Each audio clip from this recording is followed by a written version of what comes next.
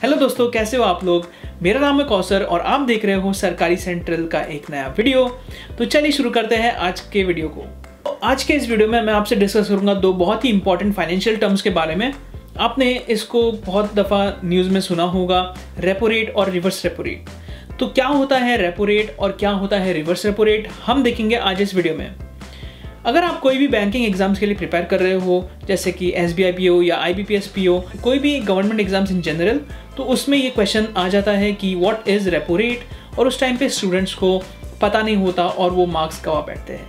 तो आज मैं आपको इसके बारे में बताऊंगा और क्यों रेपो रेट कम या ज़्यादा होता है ये भी बताऊंगा। तो इसके बारे में मैं आपको डिटेल में बताऊंगा कि क्यों ऐसा किया जाता है सेंट्रल बैंक के द्वारा। तो देखिए एंड तक इस वीडियो को, तो आपका पूरा कंसेप्ट जो है वो क्लियर हो जाएगा। पहले हम देख लेते हैं कि रेपो रेट और रिवर्स रेपो रेट क्या होता है। आपको ये पता होगा कि RBI को बैंक ऑफ बैंक्स कहा जाता है। मतलब RBI एक्ट करता है एक बैंक की तरह हर दूसरे बैंक के लिए, कोई चाहे वो कोऑपरेटिव बैंक हो, प्राइवेट बैंक हो या पब्लिक बैंक हो। RBI एक बैंक की तरह एक्ट करता है इन सारी बैंक्स के लिए। तो सपोज हम एक एग्जांपल ले लेते हैं कंसेप्ट को क्लियर करने के लिए। SBI का एग्जांपल लेते हैं, स्टेट बैंक ऑफ इंडिया। अगर स्टेट बैंक ऑफ इंडिया को फंड्स चाहिए तो वो जाएगा RBI के पास, और RBI के पास जाने के बाद वो RBI से फंड्स ले लेगा in the form of loans.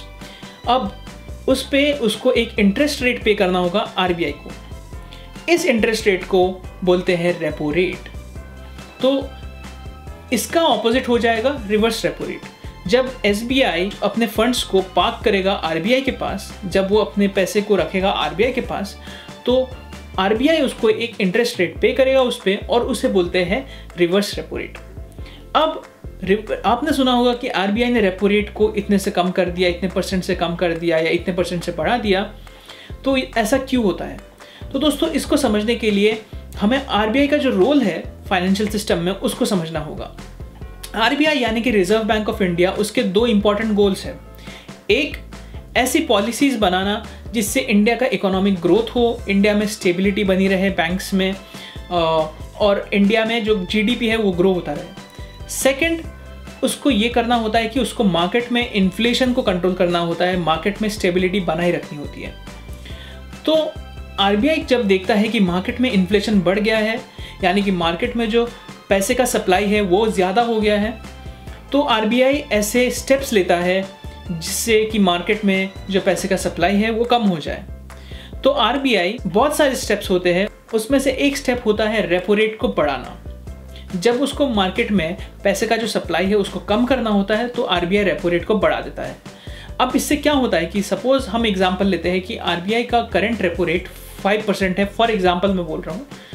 तो अगर RBI अभी SBI को 5% पे दे रहा है, यानी SBI को 5% पे करना होता है RBI को, तो SBI जब वो पैसा कंज्यूमर को देगा, जैसे मैं अगर SBI के पास गया लोन के लिए और मैंने मांगा लोन SBI से, तो SBI मुझे देगा 5% से ज़्यादा रेट में। मतलब सपोज SBI दे रहा है 6% रेट पे। अब अगर RBI ने रेपो रेट को बढ़ा दिया, RBI ने 5% से उसको कर दिया 6%, तो SBI क्या करेगा, मुझे देते टाइम पे उस सेम पैसे को SBI मुझे देते टाइम पे 6% से 7% में देगा, बिकॉज SBI को भी तो कुछ कमाना है बीच में। अगर वो RBI को 6% पे कर रहा है तो वो मुझसे 7% लेगा।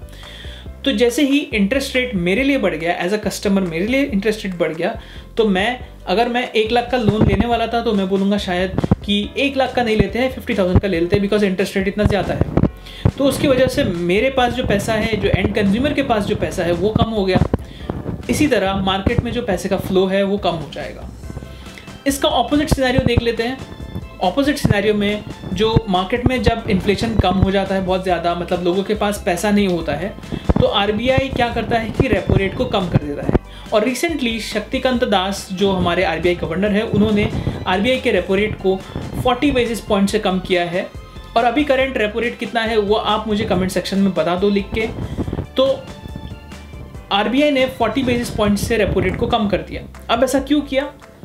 बिकॉज RBI को पता है कि मार्केट में पैसे का फ्लो नहीं है। तो RBI को पता है कि अगर मैंने 40 बेसिस पॉइंट से रेपो रेट को कम किया, तो SBI भी जब लोन देगा कस्टमर को तो वो कम इंटरेस्ट रेट चार्ज करेगा कस्टमर से। तो इस तरह जो कस्टमर है उसको लगेगा कि कम इंटरेस्ट रेट पे पैसा मिल रहा है तो मैं ज़्यादा पैसा ले लेता हूँ। और इसी तरह जब बहुत सारे बिजनेस, बहुत सारे लोग पैसा लेंगे बैंक से, वो पैसा मार्केट में आएगा और पैसे का जो फ्लो है वो मार्केट में बढ़ेगा, तो लोगों के पास जॉब्स आएंगी, लोग खर्चा करना चालू करेंगे, एंड कंज्यूमर खर्चा करेगा और इस तरह मार्केट में जो है पैसे का फ्लो बढ़ जाएगा और इन्फ्लेशन वापस से स्टेबल हो जाएगा। तो आरबीआई का ये जो रोल है इन्फ्लेशन को कंट्रोल करना, उसकी वजह से आरबीआई ऐसे स्टेप्स लेता है रेपो रेट को बढ़ाने के लिए या कम करने के लिए। रिवर्स रेपो रेट भी सेम है, बस उसमें खाली जो फंक्शनैलिटी है वो उल्टी है बिकॉज वो रिवर्स है। तो इसमें अगर आरबीआई को इन्फ्लेशन कम करना हो, यानी मार्केट में उसको अगर जो पैसे का सप्लाई है उसको कम करना हो, तो वो क्या करेगा कि रिवर्स रेपो रेट को कम कर देगा। और अगर उसको मार्केट में सप्लाई बढ़ाना हो तो वो रिवर्स रेपो रेट को बढ़ा देगा। तो दोस्तों मुझे उम्मीद है कि आज के इस वीडियो के बाद आपको रेपो रेट और रिवर्स रेपो रेट के बारे में जो कंसेप्ट है वो पूरी तरह क्लियर हो गया होगा। अगर कोई भी आपके पास क्वेश्चंस है तो आप हमारे व्हाट्सएप ग्रुप्स को ज्वाइन कर सकते हो, आप हमारे टेलीग्राम चैनल्स को ज्वाइन कर सकते हो और आप हमारे फेसबुक ग्रुप्स को ज्वाइन कर सकते हो। इन तीनों जगह पे अगर आप हमें ज्वाइन करते हो तो आपको डेली लेटेस्ट अपडेट्स मिलेंगे गवर्नमेंट जॉब्स के बारे में, और हम यहाँ पे प्रेपरेशन के बहुत सारे टेक्निक्स डिस्कस करते हैं। एक कम्युनिटी है स्टूडेंट्स की जो एक साथ मिलकर सॉल्व करती है क्वेश्चंस। तो दोस्तों कैसा लगा आपको ये वीडियो, आप हमें बताओ कमेंट सेक्शन में, और इस वीडियो को लाइक और शेयर करना मत भूलना, और हमारे चैनल को आप सब्सक्राइब ज़रूर कर देना बिकॉज उससे मुझे मोटिवेशन मिलता है न्यू वीडियोज़ बनाने के लिए। तो देखते रहिए सरकारी सेंट्रल, और मैं मिलूंगा आपसे अगले वीडियो में।